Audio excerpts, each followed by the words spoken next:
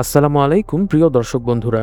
Christopher নোলানের the ওডিসি, মহাকবি হোমারের সেই epic ইলিয়াডের সেলুলয়েডের রূপান্তর, যে সিনেমাটি কিছুদিন আগে মুক্তি পেয়েছে এবং ব্যাপক জনপ্রিয়তাও পেয়েছে। ওডিসিয়াস ছিলেন গ্রিক পুরাণের অন্যতম প্রধান বীর এবং ইথাকার রাজ্যের রাজা। তিনি অসাধারণ বুদ্ধি, কৌশল এবং ধৈর্যের জন্য বিখ্যাত। ট্রয় যুদ্ধের সময় তিনি বিখ্যাত ট্রোজান হর্সের পরিকল্পনা করেছিলেন, যার মাধ্যমে গ্রিকরা শেষ পর্যন্ত ট্রয় নগরী জয় করেছিল। রোমানদের হারানোর পর যুদ্ধ শেষ করে দেশে ফেরার পথে নানা বিপদে পড়ে তার বাড়ি ফিরতে 10 বছর সময় লেগে যায়। সেই দীর্ঘ যাত্রার কাহিনীই হলো এই ওডিসি। ট্রয় যুদ্ধের সূত্রপাত হয়েছিল হেলেনকে কেন্দ্র করে। হেলেন ছিলেন স্পার্টার রাজা মেনেলাসের স্ত্রী। ট্রয়ের রাজপুত্র প্যারিস তাকে নিয়ে ট্রয়ে চলে গিয়েছিল। এই ঘটনাকে কেন্দ্র করে মেলানাসের ভাই আগামেনন সমগ্র গ্রিক রাজ্যগুলোর সেনাবাহিনী একত্রিত করেন এবং ট্রয়ের বিরুদ্ধে যুদ্ধ ঘোষণা করেন। প্রায় 10 বছর ধরে যুদ্ধ চললেও কোনো পক্ষই বিজয় অর্জন করতে পারেনি, কারণ ট্রয় নগরীর চারপাশে ছিল বিশাল এক ওয়াল। সেই দেয়াল অতিক্রম করে ট্রয় নগরী দখল করা গ্রিক বাহিনীর পক্ষে সম্ভব হচ্ছিল না। তখন এই ওডিসিয়াস এক অভিনব কৌশল বের করেন। তিনি বিশাল এক কাঠের ঘোড়া তৈরি করান। কিছু গ্রিক সৈন্য সেই ঘোড়ার ভেতরে লুকিয়ে থাকে, আর বাকি সেনারা যুদ্ধক্ষেত্র ছেড়ে চলে যাওয়ার অভিনয় করে। ট্রয়ের মানুষ মনে করে ঘোড়াটি দেবীর উদ্দেশ্যে উৎসর্গ করা একটি উপহার। তারা সেটিকে শহরের ভেতরে নিয়ে আসে। রাতে ঘোড়ার ভেতর থেকে গ্রিক সৈন্যরা বেরিয়ে শহরের দরজা খুলে দেয়। বাইরে অপেক্ষমান গ্রিক বাহিনী শহরে ঢুকে ট্রয় নগরী দখল করে, ব্যাপক ধ্বংসযজ্ঞ চালায় এবং যুদ্ধের সমাপ্তি ঘটে এভাবেই। এই যুদ্ধের পর ওডিসিয়াস নিজের রাজ্য ইথাকাতে ফিরতে রওনা হন, কিন্তু দেবতাদের অভিশাপ, সমুদ্রের ঝড় সহ নানা বিপদের কারণে তার দেশে ফিরতে আরও 10 বছর লেগে যায়। এই দীর্ঘ প্রত্যাবর্তনের কাহিনী নিয়েই নির্মিত হয়েছে এই সিনেমাটি। পুরো চলচ্চিত্রের মূল বিষয় হল সভ্যতা আর বর্বরতার সংঘর্ষ। গ্রিকরা একসময় পৃথিবীর অন্যতম উন্নত সভ্যতা গড়ে তুলেছিল। তারা গণতন্ত্র, স্থাপত্য, শিল্পকলা এবং সঙ্গীতে অসাধারণ অবদান রেখেছিল। কিন্তু এই ঘটনার অল্প কিছুদিন পরেই সেই সভ্যতা অন্ধকার যুগে প্রবেশ করে এবং 2 শতাব্দীরও কম সময় পরে তাদের সেই গৌরব ভূলুণ্ঠিত হয়। তাই বলা যায় এটি শুধু একটি যুদ্ধের গল্প নয়, বরং গ্রিক সভ্যতার পতনের শুরুর প্রতীক।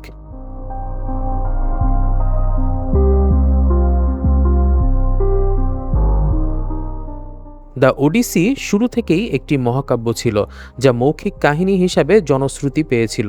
তাই চলচ্চিত্রের গল্পের প্রতিটি অংশ এক চরিত্র অন্য চরিত্রকে গল্প শোনানোর মাধ্যমে এগিয়ে যায়। শুরুতেই আমরা বিখ্যাত হিপ হপ শিল্পী ট্রাভিস স্কটকে ব্যবহার করতে দেখি। নোলানের মতে আধুনিক যুগে হিপ হপ এমন একটি শিল্প মাধ্যম যা প্রাচীন গ্রিকদের গল্প বলার ঐতিহ্যের সঙ্গে সবচেয়ে বেশি মিলে যায়। এরপর ট্রোজান ওয়ারের সংক্ষিপ্ত ইতিহাস তুলে ধরা হয়। গল্প অনুযায়ী হেলেনকে নিয়ে বিরোধের জের ধরে আগামেনন যুদ্ধ শুরু করেন। পরে ওডিসিয়াসের পরিকল্পিত ট্রোজান হর্সের কৌশলের মাধ্যমে গ্রিকরা ট্রয় নগরী দখল করে এবং হেলেনকে ফিরিয়ে আনে। লিজেন্ডের মতে হেলেন ছিলেন সে সময়ের সবচেয়ে সুন্দরী নারী। তবে এই চরিত্রে একজন কৃষ্ণাঙ্গ মহিলাকে কাস্টিং করে ক্রিস্টোফার নোলান কিন্তু নতুন একটি আলোচনার জন্ম দিয়েছেন। এই যুদ্ধ শুধু হেলেনকে ফিরিয়ে আনার জন্য করা হয়নি, বরঞ্চ ক্ষমতা বাড়ানো এবং গুরুত্বপূর্ণ বাণিজ্য রাস্তা নিয়ন্ত্রণ করাও এর একটা বড় কারণ ছিল। এখান থেকে চলচ্চিত্রের আরেকটি গুরুত্বপূর্ণ বিষয় সামনে আসে, সেটা হলো লোভ। আগামেননকে এমন একজন মানুষের সঙ্গে তুলনা করা হয়েছিল যারা আরও বেশি সম্পদ পাওয়ার জন্য সবসময় যুদ্ধ করে থাকে। এই লোভের বিপরীতে চলচ্চিত্রটি জিউস লয়ের ধারণা তুলে ধরে। জিউস লয়ের মূল শিক্ষা হলো সমাজের সবচেয়ে সাধারণ বা দুর্বল মানুষের সঙ্গেও সম্মান ও মানবিকতার সঙ্গে আচরণ করতে হবে।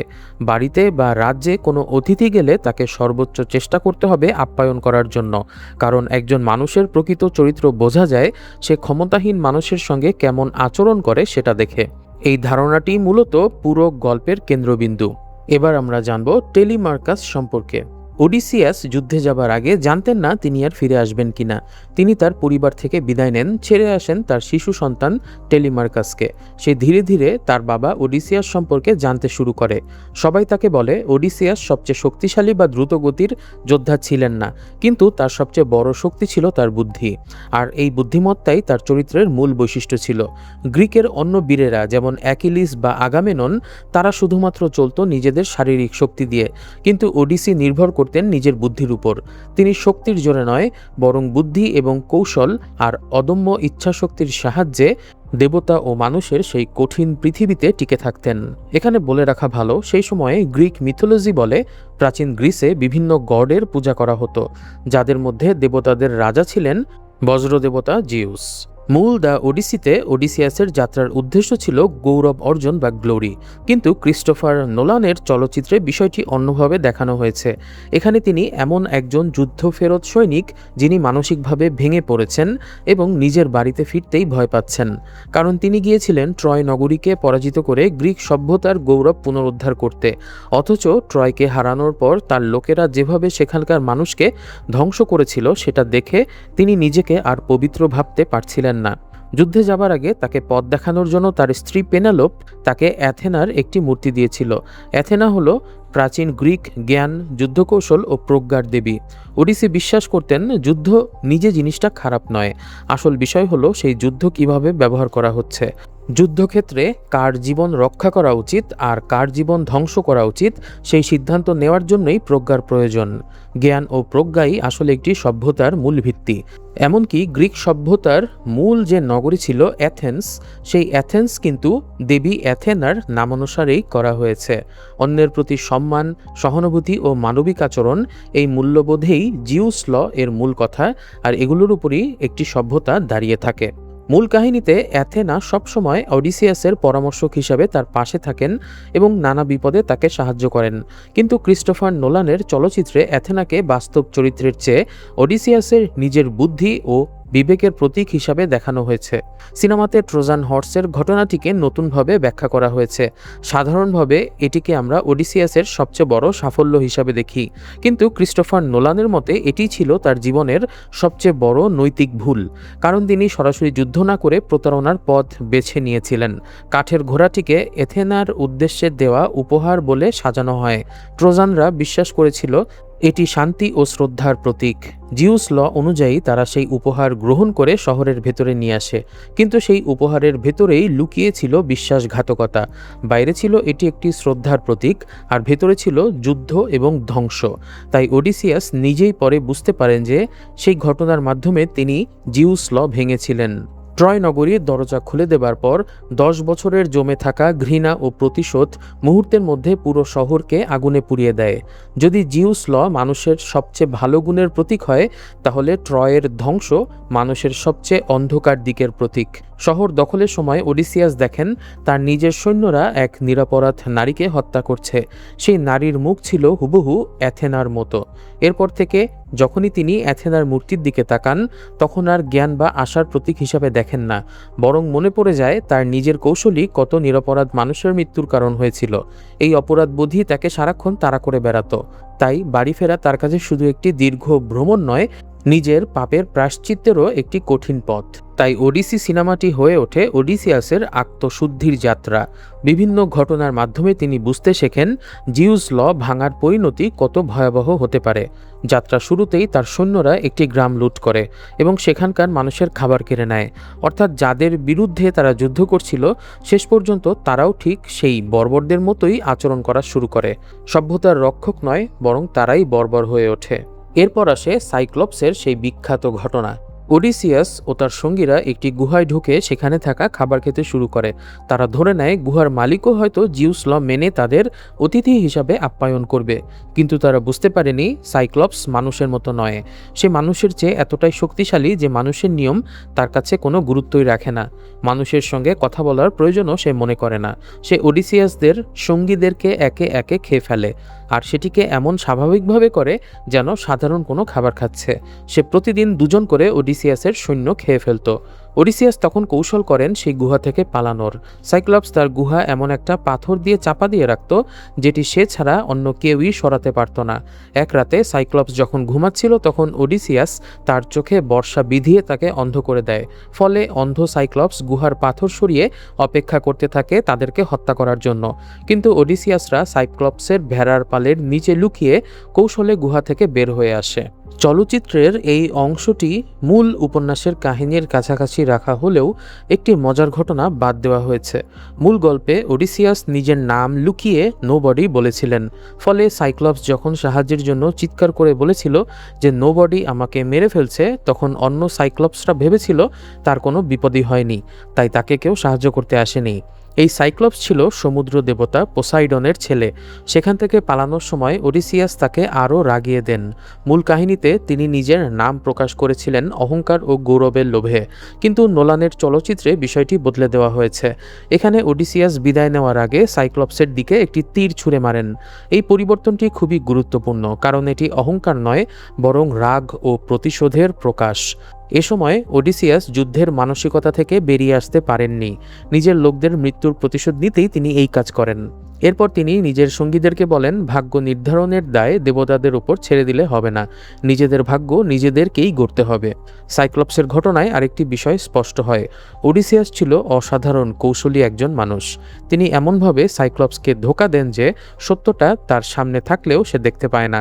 শেষে ভেড়ার নিচে লুকিয়ে সবাই গুহা থেকে পালিয়ে যায়। এরপর অডিসিয়াস ও তার সঙ্গীরা বিশালদেহী নরখাদক দৈত্যদের মুখোমুখি হয়। তারাও মানুষের নিয়ম বা জিউস ল মানে না। এই ঘটনায় ওডিসিয়াস প্রথমবার অনুভব করেন অসহায় হওয়া কাকে বলে। যেভাবে ট্রয়ের মানুষ আগামেননের বিশাল বাহিনীর সামনে অসহায় হয়ে পড়েছিল, ঠিক সেভাবেই এবার তিনি নিজেই আরও শক্তিশালী এক শক্তির সামনে সম্পূর্ণ অসহায় হয়ে পড়েন। এরপর আসে সার্সিয়ের অধ্যায়। গ্রিক পুরাণে তিনি সেই জাদুকরী যিনি অডিসিয়াসের সঙ্গীদেরকে শূকরে পরিণত করেছিলেন। তিনি সেই দ্বীপে আসা সব মানুষদেরকেই মূলত জাদু করে শূকরে পরিণত করে রাখতেন। সেই শূকরের মাংস অন্যদের খেতে দিলে তারাও জাদুগ্রস্ত হয়ে পড়ত। মূল দ্য ওডিসিতে ওডিসিয়াস প্রায় 1 বছর সার্সি দ্বীপে থাকেন, কিন্তু সেখানে তিনি কখনোই জানতে চাননি কেন সার্সি তার লোকদেরকে শূকরে পরিণত করেছিলেন। তবে ওডিসি সিনেমাতে সার্সিকে একজন গভীর মানসিক আঘাতের শিকার নারী হিসাবে দেখানো হয়েছে। পুরুষদের প্রতি অবিশ্বাস থেকেই তিনি আত্মরক্ষার জন্য তাদেরকে শূকরে পরিণত করতেন, কারণ তার বিশ্বাস সুযোগ পেলেই পুরুষেরা শক্তির জোরে মেয়েদের উপর যা ইচ্ছা তাই করবে। চলচ্চিত্রে আরেকটি নতুন বিষয় যোগ করা হয়েছে। এখানে দেখা যায় সার্সি নিজের বোনকে একটি কাকের রূপ দিয়ে খাঁচায় বন্দি করে রেখেছিলেন।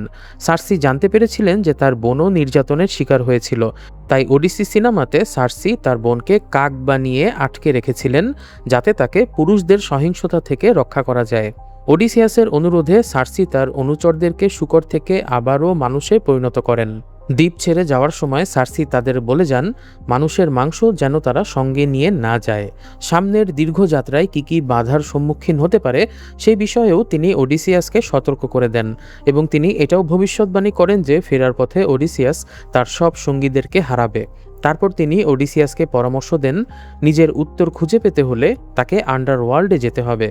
মূল কাহিনীতে সেখানে ওডিসিয়াস অনেক মৃত আত্মার সঙ্গে দেখা করে, এমনকি অ্যাকিলিসের সঙ্গেও কথা বলে, কিন্তু চলচ্চিত্রে এই অংশটি অনেক সংক্ষিপ্ত করা হয়েছে।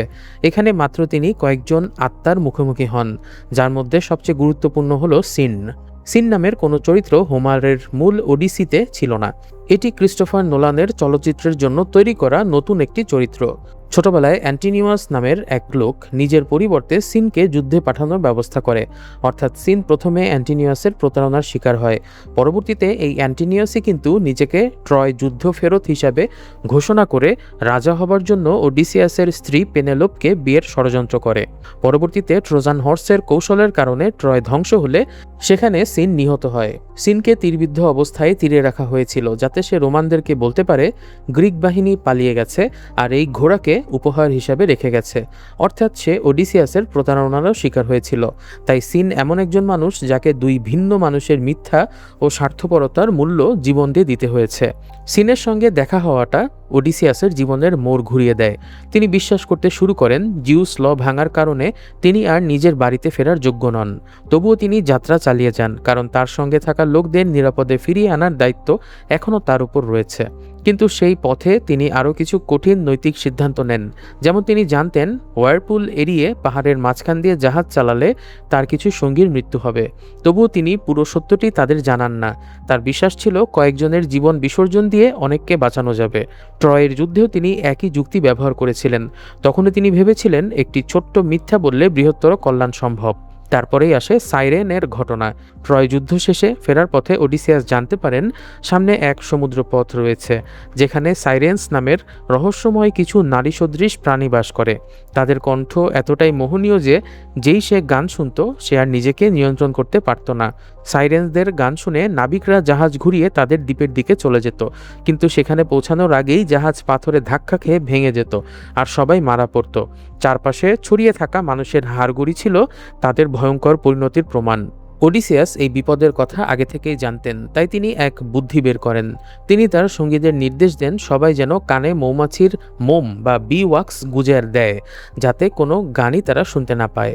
কিন্তু তিনি নিজে সাইরেনদের গান শুনতে চেয়েছিলেন, তাই তিনি লোকদেরকে বলেন তাকে জাহাজের মাস্তুলের সঙ্গে শক্ত করে বেঁধে রাখতে। তিনি যতই চিৎকার করুক না কেন কেউ যেন তাকে খুলে না দেয়। জাহাজ যখন সাইরেন্সদের পাশ দিয়ে যাচ্ছিল তখন তাদের গান শুনে ওডিসিয়াস প্রায় পাগলের মতো হয়ে যায়। তিনি বারবার দড়ি খুলে দিতে বলেন, কিন্তু তার সঙ্গীরা কিছুই শুনতে পায় না। তারা আগের নির্দেশ অনুযায়ী আরও শক্ত করে তাকে বেঁধে রাখে। তার এক সঙ্গী ভুল করে কান থেকে মোম খুলে ফেলেছিল, ফলে সে পাগল হয়ে ঝাঁপ দেয় সাগরের জলে।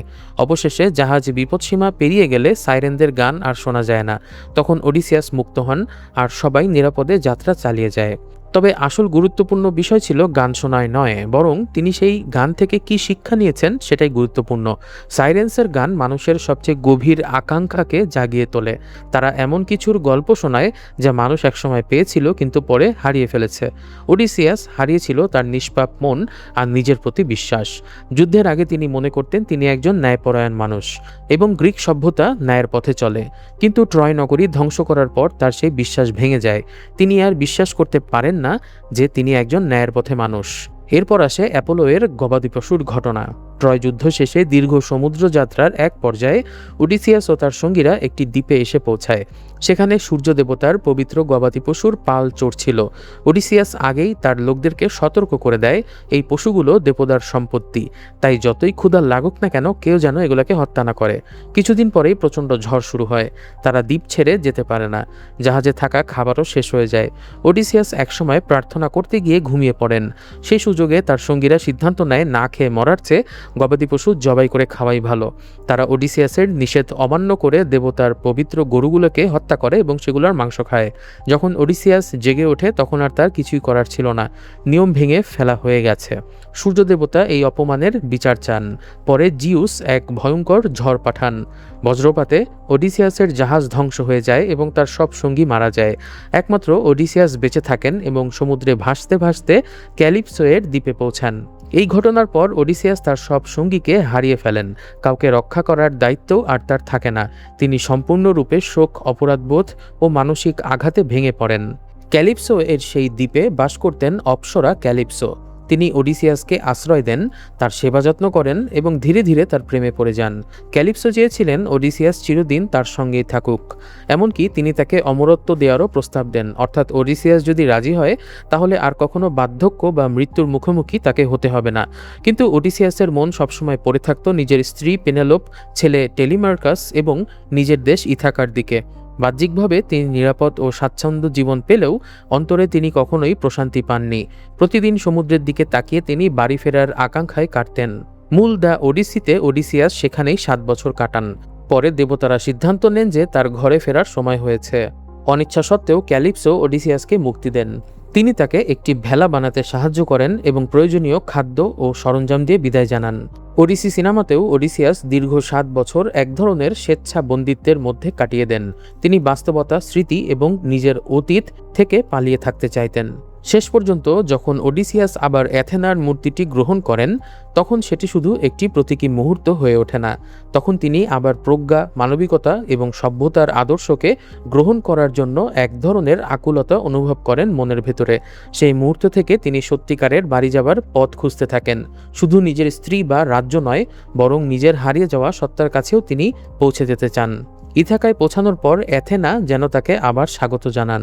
মূল কাহিনীতে অ্যাথেনা তাকে এক বৃদ্ধ মানুষের রূপে দেখা দিয়েছিল, কিন্তু নোলানের চলচ্চিত্রে ওডিসিয়াস নিজেই দুর্বল ও অসহায় মানুষের ছদ্মবেশ নেন। তারপর তিনি অ্যাথেনার মন্দিরে যান। সেখানে তার ছেলে টেলিমার্কাস এবং তার বন্ধু মেন্টর দেবীর উদ্দেশ্যে উৎসর্গ নিবেদনের প্রস্তুতি নিচ্ছিল। ট্রয়ে যেমন ওডিসিয়াস অ্যাথেনার নাম ব্যবহার করে কাঠের ঘোড়া দিয়ে প্রতারণা করেছিলেন, তেমনি ইথাকার পূজারীরাও অ্যাথেনার পবিত্র মন্দিরকে নিজেদের আক্রমণের ফাঁদ হিসাবে ব্যবহার করে, অর্থাৎ তারাও একইভাবে দেবীর মর্যাদা নষ্ট করে। মেন্টর ছিলেন ওডিসিয়াসের ঘনিষ্ঠ বন্ধু এবং ইথাকার একজন অভিজাত ব্যক্তি। ওডিসিয়াস যখন ট্রয় যুদ্ধে যান তখন তিনি নিজের ছেলে টেলিমার্কাসের দায়িত্ব এবং রাজপরিবারের দায়িত্ব এই মেন্টরের উপর অর্পণ করেছিলেন। তাই টেলিমার্কাসের কাছে তিনি ছিলেন শিক্ষক, অভিভাবক এবং পথ প্রদর্শক। এরপর ওডিসিয়াস ভিখারির ছদ্মবেশে সুইটর বা অভিজাতদের ভোজসভায় প্রবেশ করে। দশকের পর দশক তার কোনো খবর না থাকায় অনেক প্রভাবশালী ব্যক্তি বা সুইটর্স পেনেলপকে বিয়ে করতে চাইছিল। তারা রাজপ্রাসাদের থেকে ওডিসিয়াসের সম্পদ ভোগ করছিল, তার চাকরদের অপমান করছিল এবং রাজাকে মৃত ধরে নিয়ে ইথাকাকে কার্যত দখল করে রেখেছিল। এখানেই যেন তিনি জিউস লয়ের জীবন্ত প্রতীক হয়ে ওঠেন। বাড়ির প্রকৃত মালিক হয়েও তিনি অতিথির ছদ্মবেশে দেখেন মানুষ একজন অসহায় অতিথির সাথে কেমন আচরণ করে। সেই পাত্ররা অর্থাৎ তার স্ত্রী পেনেলোপের পাণিপ্রার্থীরা তাকে অপমান করে, তুচ্ছ জ্ঞান করে এবং উচ্ছিষ্ট খাবার খেতে দেয়। পুরো চলচ্চিত্র জুড়ে ওডিসিয়াস নিজেকে দেবতাদের ইচ্ছার বিরুদ্ধে দাঁড়ানো মানুষ হিসাবে দেখিয়েছেন। এখানেও তিনি তাদের হত্যা করার পরিকল্পনা করেন, কিন্তু তার আগে তিনি নিশ্চিত হতে চান তারা কি সত্যি জিউস ল ভঙ্গ করেছে কিনা। তারা কি এমন পর্যায়ে পৌঁছেছে যে সভ্য সমাজে তাদের আর কোনো স্থান নেই। এই সময় তিনি নিজের পরিচয় গোপন করে সিন নামটি ব্যবহার করেন। এটি শুধু ছদ্মনাম নয়, এটি তার অতীতের সবচেয়ে বড় অপরাধের স্মারক। তিনি সেই ছেলেটির নাম নিজের সঙ্গে যুক্ত করেন যেন প্রতিদিন নিজের অপরাধের কথা তার মনে থাকে। একই সঙ্গে তিনি বুঝতে পারেন সব মিথ্যার ফল এক নয়। কিছু মিথ্যা শুধু ধ্বংস ডেকে আনে, আবার কিছু মিথ্যা মানুষকে একত্রিত করে বড় কোনো কল্যাণের পথও তৈরি করতে পারে। এবার আমরা জানব ওডিসিয়াসের স্ত্রী পেনেলোপের কথা। পেনেলোপ বুদ্ধিমত্তায় ওডিসিয়াসের প্রায় সমকক্ষ ছিলেন। ওডিসিয়াস দীর্ঘ ২০ বছর অনুপস্থিত থাকার পরও তিনি দক্ষতার সঙ্গে ইথাকা শাসন করেছিলেন। ওডিসিয়াস ট্রয় যুদ্ধে যাবার পর দীর্ঘদিন আর ফিরে আসেননি। সবাই ধরে নিয়েছিল তিনি মারা গেছেন। তখন ইথাকার অনেক প্রভাবশালী ব্যক্তি বা সুইটার্স পেনেলোপকে বিয়ে করতে চাইছিল। তারা প্রাসাদেই থাকতে শুরু করে এবং প্রতিদিন তাকে বিয়ের জন্য চাপ দিতে থাকে। কিন্তু পেনেলোপ জানতেন সরাসরি তাদেরকে না বললে তারা জোর করে তাকে বিয়ে করার চেষ্টা করতে পারে। তাই তিনি একটি চতুর কৌশল বের করেন। তিনি ঘোষণা করেন তার শ্বশুর লেয়ারটিস এর জন্য তিনি একটি কাফনের কাপড় বোনা শেষ না করা পর্যন্ত বিয়ে করবেন না। সবাই তার কথা মেনে নেয়। তারপর শুরু হয় তার পরিকল্পনা। দিনের বেলা তিনি সবার সামনে কাপড় বুনতেন, কিন্তু গভীর রাতে যখন সবাই ঘুমিয়ে পড়ত তখন গোপনে সেই বোনা কাপড় খুলে ফেলতেন। ফলে কাজটি কখনোই শেষ হতো না। এভাবে তিনি বছরের পর বছর তার পাত্রদের অপেক্ষায় রাখান। শেষ পর্যন্ত তার এক দাসী গোপনে এই কৌশলের কথা সুইটার্সদেরকে জানিয়ে দেয়। তখন তারা রাতের বেলায় পাহারা দিতে শুরু করে। ফলে পেনেলোপ আর কাপড়ের সেলাই খুলে ফেলতে পারেন না এবং শেষ পর্যন্ত তাকে একজন নতুন স্বামী বেছে নেওয়ার জন্য চাপ দেওয়া হয়। অনেক বছর বুদ্ধি দিয়ে তাদেরকে ঠেকিয়ে রাখার পর পেনেলোপ যখন বুঝতে পারেন আর সময় ক্ষেপণ করা সম্ভব হবে না, তখন তিনি একটি শর্ত ঘোষণা করেন। তিনি বলেন যে ব্যক্তি ওডিসিয়াসের ধনুক টানতে পারবে এবং একটি তীর একসঙ্গে সাজানো 12টি কুঠারের হাতলের ছিদ্র এর মধ্য দিয়ে ছুড়ে দিতে পারবে তাকেই তিনি বিয়ে করবেন। এটি ছিল এমন একটি কাজ যা প্রায় অসম্ভব, কারণ এটি সাধারণ কোনো ধনুক ছিল না। এটি ছিল ওডিসিয়াসের ব্যক্তিগত ধনুক। এটা এতই শক্ত ছিল যে বহু বছর ধরে অন্য কেউ এটিকে বাঁকা করতে পারেনি। এটি বাঁকানোর জন্য শুধু শারীরিক শক্তি নয়, সঠিক কৌশলেরও প্রয়োজন ছিল। অর্থাৎ পেনেলোপ জানতেন এই পরীক্ষায় প্রায় কেউই পাশ করতে পারবে না। পরীক্ষার আগের রাতে তার সঙ্গে ওডিসিয়াসের কথা হয়। যদিও ওডিসিয়াস নিজের আসল পরিচয় তাকে দেননি, কিন্তু তার সঙ্গে কিছুক্ষণ কথা বলার পর পেনেলোপ ঠিকই সত্যিটা বুঝে ফেলেন। প্রতিযোগিতার দিন পেনেলোপ বাইরে থেকে হলরুম বন্ধ করে দেন। সেই সাথে সমস্ত সুইটার্সদেরকে বাইরে অস্ত্র জমা রাখতে বলেন। তারপর একে একে সব সুইটার ধনুক মারার চেষ্টা করে, কিন্তু কেউই ধনুকে বো লাগাতে পারছিল না। কেউ টানতে গিয়ে ব্যর্থ হয়। তারা ধনুককে গরম করে বা তেল মেখে নরম করারও চেষ্টা করে, কিন্তু কোনো লাভ হয় না। এতে বোঝা যায় তারা ওডিসিয়াসের মতো কেউই যোগ্য নয়। এই সময়ে ওডিসিয়াস ভিখারির ছদ্মবেশে সেখানে উপস্থিত ছিলেন। তিনি ধনুকটি হাতে নিয়ে পরীক্ষা করার অনুমতি চান। সুইটার্সরা তাকে উপহাস করে। তাদের ধারণা যে ধনুক শক্তিশালী যোদ্ধারাই টানতে পারেননি, সেগুলো একজন ভিখারি কিভাবে টানবে। কিন্তু পেনেলোপ এবং টেলিমার্কাস তাকে সুযোগ দেন। ওডিসিয়াস খুব সহজেই ধনুকে বো লাগিয়ে ফেলেন, তারপর একটি তীর ছুঁড়ে সেটিকে একে একে সব কুঠারের ছিদ্রের মধ্য দিয়ে পার করে দেন। এই কাজটি তিনি এমন সহজভাবে করেন যেন এটি তার কাছে কোনো কঠিন কিছুই না। তখন সবাই বুঝতে পারে এই সাধারণ মানুষটি ভিখারি নন। তীর ছোড়ার পর ওডিসিয়াস আর নিজের পরিচয় গোপন রাখে না। তিনি ঘোষণা করেন তিনি ইথাকা রাজ্যের প্রকৃত রাজা ওডিসিয়াস। এরপরে সেখানে শুরু হয় রক্তক্ষয়ী লড়াই। আগে থেকেই পেনেলোপ সবাইকে অস্ত্র বাইরে রাখতে বলায় ওডিসিয়াস সেই ধনুক দিয়ে তীর ছুঁড়ে একে একে ষড়যন্ত্রকারীদেরকে হত্যা করতে থাকেন। তবে এবার তিনি তার ছেলেকে বিরত থাকতে বলেন কাউকে হত্যা করা থেকে। তারপর তিনি তীর ছুঁড়ে অ্যান্টিনিয়াসকে হত্যা করেন, কারণ এই অ্যান্টিনিয়াস ছিল সুইটার্সদের নেতা এবং পেনেলোপকে সবচেয়ে বেশি নির্যাতনকারী। তারপর টেলিমার্কাস এবং তার কয়েকজন বিশ্বস্ত সহচরকে নিয়ে ওডিসিয়াস বাকি সুইটার্সদের বিরুদ্ধে যুদ্ধ ঘোষণা করেন। সবশেষে সুইটার্সদের পরাজয়ের মাধ্যমে ওডিসিয়াস তার রাজ্য ও পরিবার পুনরুদ্ধার করেন। লড়াইয়ের সময় ওডিসিয়াস ঘোষণা করেন এই সুইটার্সরাই আসলে সেই সি পিপলের প্রতীক, যারা এমন মানুষ যারা অন্যের ঘর দখল করতে চায়, লুটপাট করে এবং জিউস লয়ের মর্যাদা নষ্ট করে। সি পিপল বলতে এমন মানুষদেরকে বোঝানো হয়েছে যারা জাহাজে ঘুরে ঘুরে বিভিন্ন বাণিজ্য তরী লুটপাট করত। তবে এর মধ্যেও ওডিসিয়াস একটি ভুল করে ফেলেছে। তিনি তার নিজের বাড়িতে অসংখ্য সুইটারদেরকে হত্যা করেছেন। মানুষ হত্যার পাপের দায় তার কাঁধে তুলে নিতে হবে।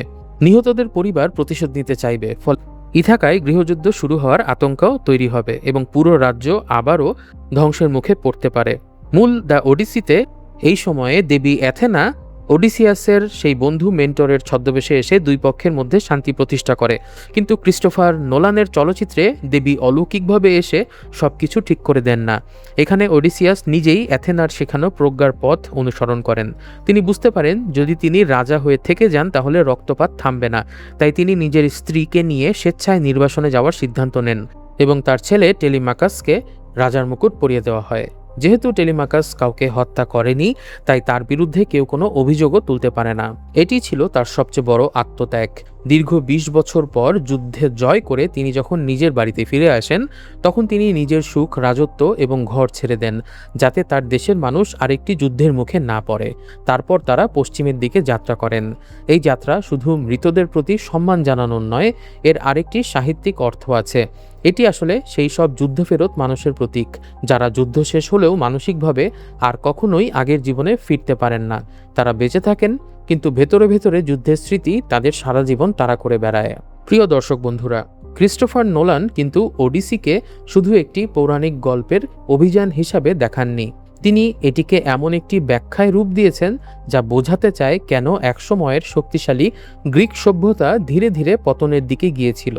এই গল্প কিন্তু শুধু অতীতের নয়, এটি বর্তমান বিশ্বের জন্যও একটি সতর্কবার্তা। ক্রিস্টোফার নোলানের দ্য ওডিসি কেবল ওডিসিয়াসের ঘরে ফেরার মহাকাব্য নয়, বরং এটি নৈতিকতা ও সভ্যতার পতনের এক গভীর প্রতিফলন। এই চলচ্চিত্র আমাদের স্মরণ করিয়ে দেয় যে মানুষের প্রতিটি সিদ্ধান্তই সভ্যতার ভবিষ্যৎ নির্ধারণ করে দেয়।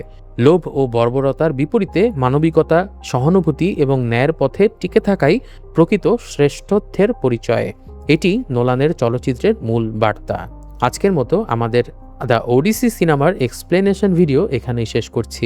ভিডিওটি ভালো লাগলে লাইক করুন, কমেন্ট করে উৎসাহিত করুন এবং এরকম আরও ভিডিও দেখতে চাইলে আমাদের আর ফর রিভিউ বাংলা চ্যানেলটি সাবস্ক্রাইব করে সঙ্গী হয়ে যেতে পারেন আমাদের পথ চলার। সবাই অনেক ভালো থাকবেন, সুস্থ থাকবেন এই কামনায় আজকের মতো এখানে শেষ করছি। বিদায়।